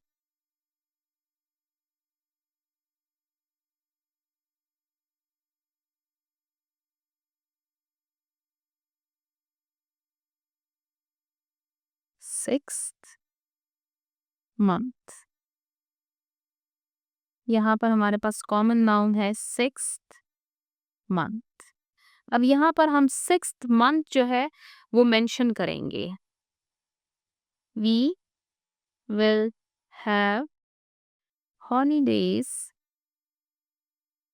इन, अब 6th मंथ हमारे पास कौन सा है, जनवरी, फरवरी, मार्च, अप्रैल, मई, जून। We will have holidays in June, JUNE June. एक साल में हमारे पास टोटल 12 मंथ्स होते हैं, जनवरी, फरवरी, मार्च, अप्रैल, मई, जून, जुलाई, अगस्त, सितंबर, अक्टूबर, नवंबर एंड दिसंबर। 6th मंथ है हमारे पास जून। तो यहाँ पर हमारे पास कॉमन एंड प्रॉपर नाउन का टॉपिक एंड होता है। ये हमारे पास एक पार्ट ऑफ स्पीच है नाउन, जिसकी ये एक टाइप है। आगे हम नाउन की मजीद टाइप्स को रीड करेंगे। तो चलते हैं नेक्स्ट पेज, पेज नंबर 6 की तरफ। यूज ऑफ लैंग्वेज के पोर्शन में next question, question number 5, underline the nouns in the sentences below.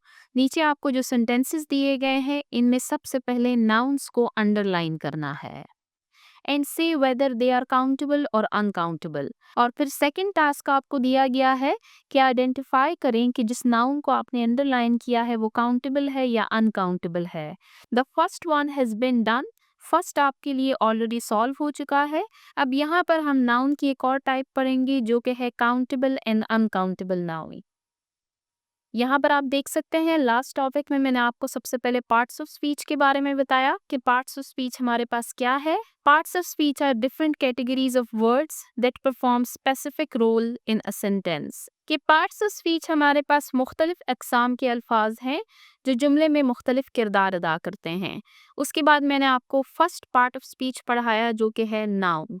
Noun के बारे में मैंने आपको बताया that any naming word is called a noun. सबसे पहले जो दिए हुए सेंटेंसेस हैं उनमें हमें नाउन को अंडरलाइन करना है।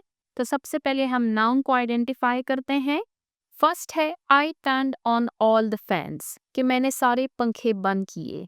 अब फैंस जो है ये नेम ऑफ अ थिंग है, तो ये हमारे पास नाउन है। Next, have you found a house yet? अब इसमें हमारे पास नाउन है हाउस यानी घर। ये नेम ऑफ अ प्लेस है, तो ये है noun. Next, the garden is beautiful, कि बाग खूबसूरत है। अब ये नेम ऑफ अ प्लेस है, गार्डन नाउन है। द नॉइज फ्राइटेंड हर, अब इसमें हमारे पास नाउन है नॉइज जो कि एब्स्ट्रैक्ट नाउन है। There is no light, light हमारे पास नाउन है। The iron door has rusted, कि लोहे का दरवाजा जंग पकड़ गया है। अब इसमें आयरन ये नेम ऑफ अ थिंग है, ये भी हमारे पास नाउन है। और डोर यानी दरवाजा ये भी हमारे पास नाउन है। यहाँ पर हमने नाउन्स को अंडरलाइन कर लिया। अब हम ये देखेंगे कि दिए हुए नाउन्स काउंटेबल हैं या अनकाउंटेबल हैं। फर्स्ट टाइप मैंने आपको नाउन की पढ़ाई है कॉमन एंड प्रॉपर नाउन। अब हम सेकंड टाइप पढ़ेंगे जो कि है काउंटेबल एंड अनकाउंटेबल नाउन। यहाँ पर डेफिनेशन दी गई है, इसको रीड करते हैं। डू यू रिमेम्बर, क्या आपको याद है? Countable nouns are individual people, animals, places, things or ideas which can be counted. कि काउंटेबल नाउन हमारे पास इनफरादी तौर पर लोग, जानवर, जगह, थिंग और ऐसे सोच या ख्यालात हैं जिनको गिना जा सके। काउंटेड यानी गिनना। Uncountable nouns are not individual objects so they can not be counted. और अनकाउंटेबल नाउन्स जो है ये इंडिविजुअल ऑब्जेक्ट्स यानी इनफरादी चीज़ें नहीं होती, इसलिए इनको गिना नहीं जा सकता। इसकी मैं आपको एक सिंपल एग्जांपल दूंगी। फॉर एग्जांपल, ये पेन है जो कि नाउन है। ये है 1 2 3 4 5 6 7 8। इनको हम काउंट कर सकते हैं, तो ये हमारे पास काउंटेबल नाउन है। अब ये पानी की बॉटल है, इसमें जो पानी मौजूद है इसको आप काउंट नहीं कर सकते, तो ये हमारे पास अनकाउंटेबल नाउन है। इसके अलावा अगर मैं आपको अनकाउंटेबल नाउन्स की एग्जांपल्स दूं तो इसमें हमारे पास stars, water, salt, oil, sand etcetera. आप मजीद काउंटेबल एंड अनकाउंटेबल नाउन्स की एग्जांपल्स मुझे कमेंट सेक्शन में दीजिए। तो अब चलते हैं वापस अपने क्वेश्चन की तरफ, और जो नाउन्स हमने अंडरलाइन किए हैं इनको आइडेंटिफाई करते हैं कि ये काउंटेबल नाउन्स हैं या अनकाउंटेबल नाउन्स हैं। तो यहाँ पे है हमारे पास हाउस। हाउस यानी घर। अब एक स्ट्रीट में जितने भी घर होते हैं उनको हम गिन सकते हैं, तो ये हमारे पास काउंटेबल नाउन है। नेक्स्ट है गार्डन यानी बाग। हम गार्डन्स को गिन सकते हैं कि इस स्ट्रीट में 2 गार्डन्स हैं, अगली स्ट्रीट में 3 हैं, तो ये हमारे पास काउंटेबल नाउन है।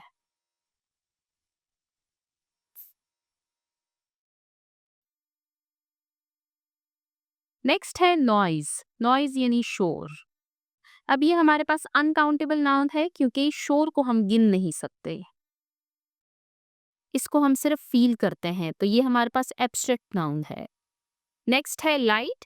लाइट को भी हम गिन नहीं सकते, तो ये हमारे पास अनकाउंटेबल नाउन है।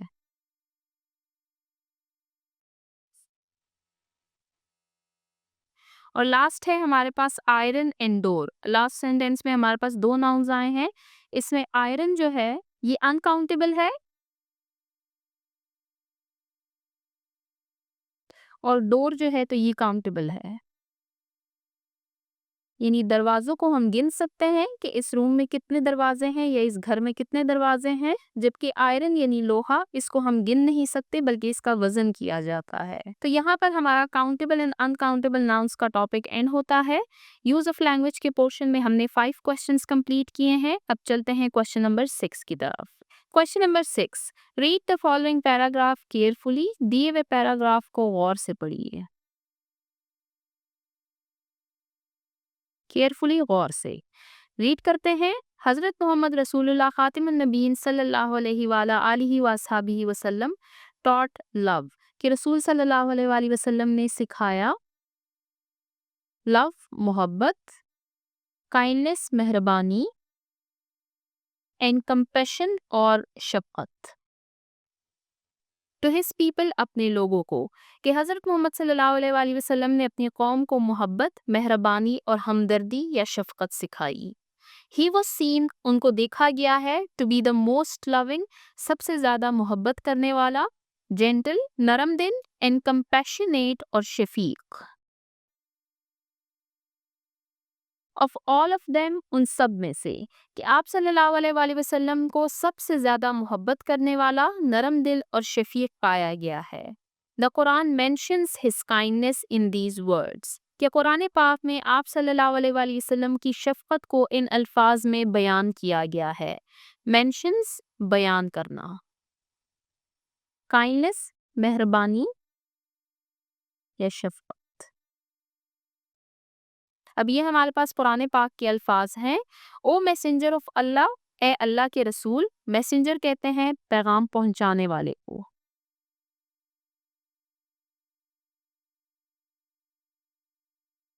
यानी नबी या रसूल। It is a great mercy of God, कि ये अल्लाह ताला की बड़ी रहमत है। दैट आर जेंटल, ये दैट यू आर जेंटल, कि आप शफीक हैं। एंड काइंड और मेहरबान है, टुवर्ड्स देम, इनकी तरफ, कि ए अल्लाह के रसूल, ये अल्लाह की बड़ी रहमत है कि आप इनके साथ शफीक और मेहरबान हैं। For had you been harsh and hard hurted, कि अगर आप सख्त और संग दिल होते, they would all have broken away from you, तो ये सब आपसे दूर हो जाते। ब्रोकन अवे, दूर होना, कि ए अल्लाह के रसूल, ये अल्लाह की बड़ी रहमत है कि आप इनके साथ शफीक और मेहरबान हैं, क्योंकि अगर आप इनके साथ सख्त और संगदिल होते तो वो सब आपसे दूर हो जाते। ये कुरान पाक की सूरा नंबर 3 की वर्स नंबर 159 की ट्रांसलेशन आपको यहाँ पर दी गई है। तो ये हमने पैराग्राफ रीड किया रसूल सल्लल्लाहु अलैहि वसल्लम की मेहरबानी और शफकत के बारे में। नीचे चलते हैं टॉपिक की तरफ। यहाँ पर आपको हेडिंग दी गई है टॉपिक सेंटेंस, यानी मौजूई जुमला। अब आगे जो हम रीड कर रहे हैं और ये पैराग्राफ जो हमने रीड किया है ये एक साथ ही है। A topic sentence is a sentence, a topic sentence ये एक ऐसा जुमला होता है दैट सजेस्ट, जो कि तजवीज़ करता है, द मेन आइडिया, मरकजी ख्याल, ऑफ अ पैराग्राफ, पैराग्राफ का। अब बात की जा रही है इस पैराग्राफ के बारे में जो हमने रीड किया है कि टॉपिक सेंटेंस क्या है। ये इस दिए हुए पैराग्राफ का एक ऐसा सेंटेंस होता है जो हमें उस पूरे पैराग्राफ का मेन थीम बताता है। अब जो पैराग्राफ हमने रीड किया है इसमें हमारे पास टॉपिक सेंटेंस कौन सा है, वो है हज़रत मोहम्मद रसूलुल्लाह खातिमुन नबीयीन सल्लल्लाहु अलैहि वाला आलिहि वसहबिहि वसल्लम taught love, kindness and compassion to his people, कि रसूल सल्लल्लाहु अलैहि वसल्लम ने अपनी कौम को मोहब्बत, मेहरबानी और शफकत सिखाई। अब पूरे पैराग्राफ में इसी सेंटेंस को मैंने टॉपिक सेंटेंस क्यों कहा है, क्योंकि इसमें कुछ ऐसे वर्ड्स यूज हुए हैं जो कि इस पैराग्राफ में बार बार आ रहे हैं। अगर हम कंपैशन की बात करें तो कंपैशन और कंपैशनेट, यानी इस सेंटेंस का जो वर्ड है वो दोबारा भी इस पैराग्राफ में आया है। इसके अलावा काइंडनेस और काइंड, यानी इस टॉपिक सेंटेंस में ऐसे कुछ वर्ड्स यूज हुए हैं जो कि पैराग्राफ में बार बार आ रहे हैं और हमें मेन थीम वहां से मिल रहा है। अब हम नेक्स्ट पैराग्राफ को रीड करते हैं। Features of a topic sentence, यानी मौजूई जुमले की खुसूसियात। फीचर्स, खुसूसियात या इसको हम एलिमेंट्स भी कह सकते हैं। स्पेसिफिक वर्ड्स कि इनमें कुछ खास अल्फाज का इस्तेमाल किया जाएगा। जो टॉपिक सेंटेंस, जिस तरह मैंने आपको बताया है कि इसमें कुछ ऐसे वर्ड्स हैं जो कि स्पेसिफिक हैं, बार बार रिपीट हो रहे हैं। Particular words that reflect the main idea कि वो अल्फाज जो पैराग्राफ के मरकजी ख्याल की वजाहत करते हैं। विविड वर्ब्स, वाज़ेह फेल। Descriptive verbs that give detail to an idea कि ऐसा फेल जो किसी ख्याल को तफसील से बयान करे। मोडिफायर्स, वजाहती अल्फाज। एन एडजेक्टिव और adverb that provides additional information, जो कि ऐसा एडजेक्टिव या एडवर्ब होता है जो कि मजीद एडिशनल इंफॉर्मेशन हमें प्रोवाइड करता है। अब ये मैं आपको एक्सप्लेन करती हूँ। इसमें जो स्पेसिफिक वर्ड्स हमारे पास आए हैं, that particular words that reflect the main idea कि ऐसे अल्फाज जो पैराग्राफ की बुनियादी ख्याल को जाहिर करते हैं। फॉर एग्जाम्पल, जिस तरह मैंने आपको बताया, ये हमारा टॉपिक सेंटेंस है, तो इसमें लव, काइंडनेस और कंपैशन ये हमारे पास स्पेसिफिक वर्ड्स दिए गए हैं। इसके अलावा विविड वर्ब्स यानी वाज़ेह फेट, descriptive verbs that give detail to an idea कि ऐसे वर्ब्स जो पैराग्राफ में मेंशन हो, जो कि किसी आइडिया को मजीद डिस्क्राइब कर रहे हो डिटेल से। फॉर एग्जाम्पल, टॉट, ये हमारे पास वर्ब है सिखाना। ये हमारे पास विविड वर्ब यहाँ पर यूज किया गया है कि रसूल सल्लल्लाहु अलैहि वसल्लम ने बाकायदा तौर पर अपने लोगों को, अपनी कौम को ये चीजें सिखाई हैं। इसके बाद मोडिफायर्स, एन एडजेक्टिव और adverb that provides additional information कि ऐसे एडजेक्टिव्स और ऐसे एडवर्ब्स जो कि एडिशनल इंफॉर्मेशन यानी मजीद वजाहत पेश करें। ये जो एक्सप्लेनेशन मैंने आपको करवाई है, ये नेक्स्ट पेज पर अब आपको दी गई है। तो चलते हैं नेक्स्ट पेज, पेज नंबर 7 की तरफ। Topic sentence for the paragraph above could be Hazrat Muhammad Rasulullah Khatimun Nabeen sallallahu alaihi wa ala alihi wa ashabihi wasallam taught love, kindness and compassion to his people। कि ऊपर दिए गए paragraph के लिए मौजूई जुमला हज़रत मोहम्मद सल्लल्लाहु अलैहि वसल्लम ने अपनी कौम को मोहब्बत, मेहरबानी और शफकत सिखाई, ये हो सकता है।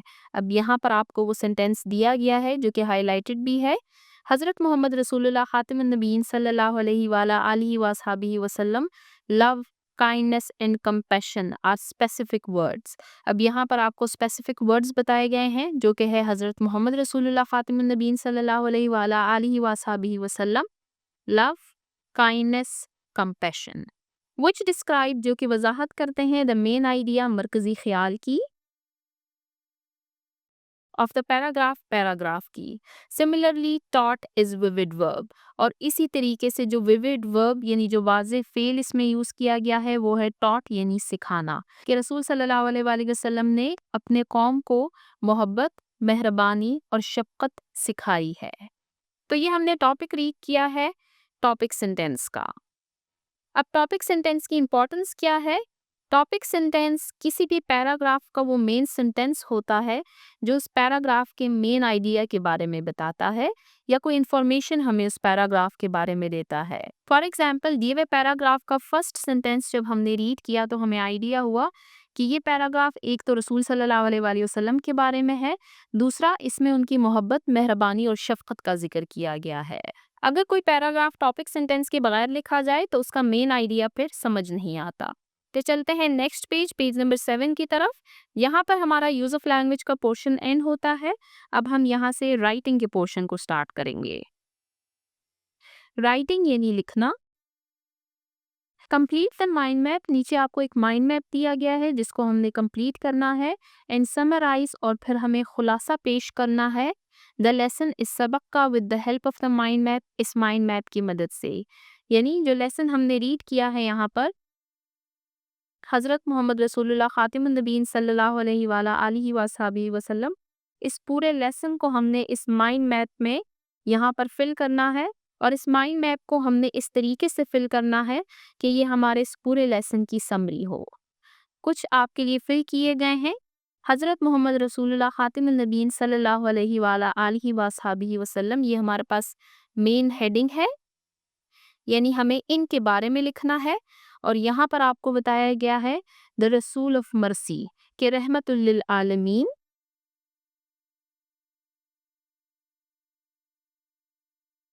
और यहाँ पर मेंशन है चाइल्डहुड यानी बचपन। अब जो बाकी हमें दिए गए हैं इनको हमें फिल करने हैं और कुछ डिटेल भी हम इनके साथ मेंशन करेंगे। मैं यहाँ पर डिफरेंट कलर्स यूज़ कर रही हूँ ताकि आपको समझने में आसानी हो। तो सबसे पहले हमारे पास जो ऑलरेडी दी गई हेडिंग है चाइल्डहुड, उसके बारे में हम यहाँ पर कुछ पॉइंट्स लिखते हैं। तो लिखना स्टार्ट करते हैं। रसूल सल्लल्लाहु अलैहि वसल्लम का चाइल्डहुड यानी उनका बचपन कैसा था। हमने रीड किया कि रसूल सल्लल्लाहु अलैहि वसल्लम की पैदाइश से पहले ही उनके वालिद हज़रत अब्दुल्ला वफ़ात पा गए थे, यानी ऑर्फन्ड एट एन अर्ली एज। फिर उसके बाद वो हज़रत सादिया हलीमा के पास रहे और 6 साल की उम्र में उनकी वालदा भी वफ़ात पा गई। उसके बाद उनके दादा हज़रत अब्दुल मुत्तलिब ने उनकी परवरिश की और 2 साल बाद जब उनकी वफ़ात हुई तो फिर रसूल सल्लल्लाहु अलैहि वसल्लम की परवरिश उनके चचा हज़रत अबू तालिब ने की। Raised by grandfather and uncle. Orphaned at an early age के बचपन ही में वो यतीम हो गए थे। Raised by grandfather and uncle और फिर उनकी परवरिश की उनके दादा जान और उनके चचा ने। नेक्स्ट पॉइंट लिखते हैं प्रॉफिटहुड यानी नबूवत। अब उन पर नबूवत कब नाजिल हुई यानी उन पर पहली वही कब नाजिल हुई उसके बारे में हम लिखेंगे received first revelation at the age of 40 कि 40 साल की उम्र में उन पर पहली बार वही नाजिल हुई। यहाँ पर हम उनकी पर्सनालिटी के बारे में लिखते हैं ऑनेस्ट एंड ट्रुथफुल, सादिक एंड अमीन। ये उनके टाइटल्स यानी अलकाब भी है। Always spoke the truth and was trusted by all कि रसूल सल्लल्लाहु अलैहि वसल्लम हमेशा सच बोला करते थे और तमाम लोग उन पर भरोसा यानी यकीन किया करते थे। अच्छा, यहाँ पर एक पॉइंट मेंशन है द मर्सी ऑफ रसूल रहमतुल लिल आलमीन के रसूल सल्लल्लाहु अलैहि वसल्लम की मेहरबानी उनकी शफकत ये किन लोगों के लिए थी? ये इंसानों के लिए भी थी और जानवरों के लिए भी थी। ह्यूमंस एंड एनिमल्स, फिर इनमें बर्ड्स भी आती हैं। अब ह्यूमंस में कौन से लोग हैं? इनमें हैं वुमेन यानी खवातीन, ऑर्फन्स यानी यतीम, पुअर यानी गरीब, नीडी यानी ज़रूरतमंद, स्लेव्स यानी गुलाम, ओल्ड बूढ़े एंड वीक और कमज़ोर लोग, प्रिजनर्स जंगी कैदी। तो ये हमने ह्यूमंस में कुछ लोगों को मेंशन किया जिनके बारे में हमने लेसन में रीड किया था। अब जब उन पर नबूवत नाजिल हुई है तो फिर उन्होंने इस्लाम की तबलीग कैसे की?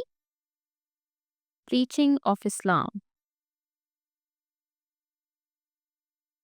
मक्का में रहते हुए रसूल सल्लल्लाहु अलैहि वसल्लम ने बहुत सारी तकालीफ का सामना किया। काफ़ी अरसे तक तो वो छुप कर इस्लाम की तबलीग किया करते थे। फिर अल्लाह ताला के हुक्म से उन्होंने खुलेआम इस्लाम की तबलीग शुरू की।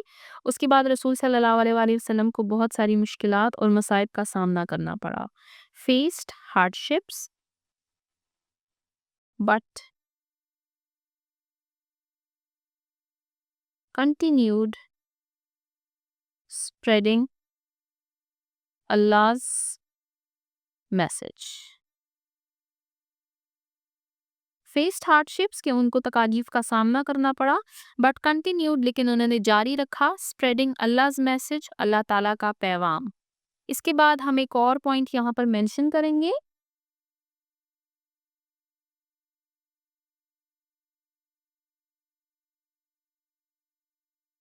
बैटल्स फॉर इस्लाम।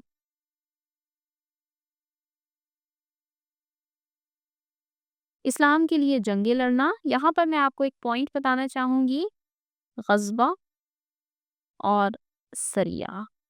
ये जंगें हैं। ग़ज़वा उस जंग को कहा जाता है जिसमें रसूल सल्लल्लाहु अलैहि वसल्लम ने खुद शिरकत की। सरिया उस जंग को कहा जाता है जो रसूल सल्लल्लाहु अलैहि वसल्लम के सामने हुई, यानी वो ज़िंदा थे लेकिन इसमें उन्होंने शिरकत नहीं की। और जंग उस जंग को कहा जाता है जो कि रसूल सल्लल्लाहु अलैहि वसल्लम की वफ़ात के बाद लड़ी जाती हैं। इनमें आपको डिफ़रेंस मालूम होना चाहिए, ख़ासकर ग़ज़वा और सरिया में। ये दोनों जंगें रसूल सल्लल्लाहु अलैहि वसल्लम की ज़िंदगी में लड़ी गई। इसमें उन्होंने बाकायदा तौर पर शिरकत की, जबकि सरिया में उन्होंने शिरकत नहीं की। बैटल्स फॉर इस्लाम के इस्लाम के लिए उन्होंने जंगें लड़ी। फाउट फॉर जस्टिस कि इंसाफ के लिए उन्होंने जंग लड़ी। And defended Islam with wisdom, और अपनी ज़हानत से उन्होंने इस्लाम के लिए बहुत सारी जंगें जीती। अब यहाँ पर हम लिखेंगे कॉन्क्वेस्ट ऑफ मक्का के बारे में, जो कि तारीख़ में बहुत अहमियत की हामिल है। रसूल सल्लल्लाहु अलैहि वसल्लम जब मदीना से मक्का वापस आए तो उन्होंने मक्का को फ़तह किया। फिर उसके बाद उन्होंने मक्का वालों के साथ क्या सलूक किया? ये वो लोग थे जिन्होंने रसूल सल्लल्लाहु अलैहि वसल्लम की ज़िंदगी को बहुत मुश्किल बनाया था, जिसकी वजह से वो मक्का छोड़ने पर मजबूर हुए थे। लेकिन जब उन्होंने मक्का को फ़तह किया तो रसूल सल्लल्लाहु अलैहि वसल्लम फॉरगेव एनिमीज आफ्टर विक्ट्री। तो रसूल सल्लल्लाहु अलैहि वसल्लम ने उसके बाद, यानी जंग को जीतने के बाद, मक्का को फ़तह करने के बाद तमाम लोगों को माफ़ कर दिया। तो यहाँ पर हमारा ये क्वेश्चन एंड होता है जिसमें हमने इस माइंड मैप को कंप्लीट किया। इस माइंड मैप को हमने इस तरीके से फिल किया है कि इसमें पूरे लेसन की समरी आ गई है। जैसे हमने उनके चाइल्डहुड के बारे में पढ़ा, फिर हमने उनके प्रॉफिटहुड के बारे में पढ़ा जब उन पर नबूवत नाजिल हुई। हमने उनकी पर्सनैलिटी के बारे में पढ़ा कि उनकी पर्सनैलिटी कैसी थी। He was honest and truthful, वो सादिक और अमीन थे। फिर उसके बाद हमने रीड किया कि प्रीचिंग ऑफ इस्लाम कि उन्होंने इस्लाम की तबलीग कैसे की। द रसूल ऑफ मर्सी वो रहमतुल लिल आलमीन थे, तो वो किन लोगों के लिए रहमतुल लिल आलमीन थे? वो इस दुनिया के तमाम लोगों के लिए, तमाम मखलूक चाहे वो जानवर हो या इंसान हो, इन सब के लिए रहमतुल लिल आलमीन थे। सब पर रसूल सल्लल्लाहु अलैहि वसल्लम ने अपनी मेहरबानी की। फिर हमने जंगों के बारे में पढ़ा कि रसूल सल्लल्लाहु अलैहि वसल्लम ने इंसाफ के लिए जंगें लड़ी और मुसलमानों के लिए जंगें जीती। फिर हमने कॉन्क्वेस्ट ऑफ मक्का यानी फ़तह मक्का के बारे में पढ़ा। तो यहाँ पर हमारा राइटिंग का पोर्शन एंड होता है। इसके साथ ही हमारा ये लेसन यूनिट नंबर 1A हज़रत मोहम्मद रसूलुल्लाह ख़ातिमुन नबीय्यीन सल्लल्लाहु अलैहि वाली वसहाबिही वसल्लम को एंड करते हैं। इस यूनिट पर हमने 2 वीडियोस बनाई हैं। फर्स्ट वीडियो में हमने लेसन को रीड किया है, ट्रांसलेशन की है, उसके प्री रीडिंग और वाइल रीडिंग क्वेश्चंस को कंप्लीट किया है। फिर उसके बाद सेकंड वीडियो में हमने वोकैबुलरी और यूज़ ऑफ लैंग्वेज और राइटिंग के पोर्शंस को कंप्लीट किया है। तो यहाँ पर हमारा यूनिट नंबर 1A कंप्लीट होता है। इंशाल्लाह नेक्स्ट वीडियो में हम यूनिट नंबर 1B को स्टार्ट करेंगे। जिन बच्चों ने अभी तक मेरे चैनल को सब्सक्राइब नहीं किया, काइंडली मेरे चैनल को सब्सक्राइब करें ताकि हर आने वाली वीडियो आपको टाइमली मिल सके। Thank you.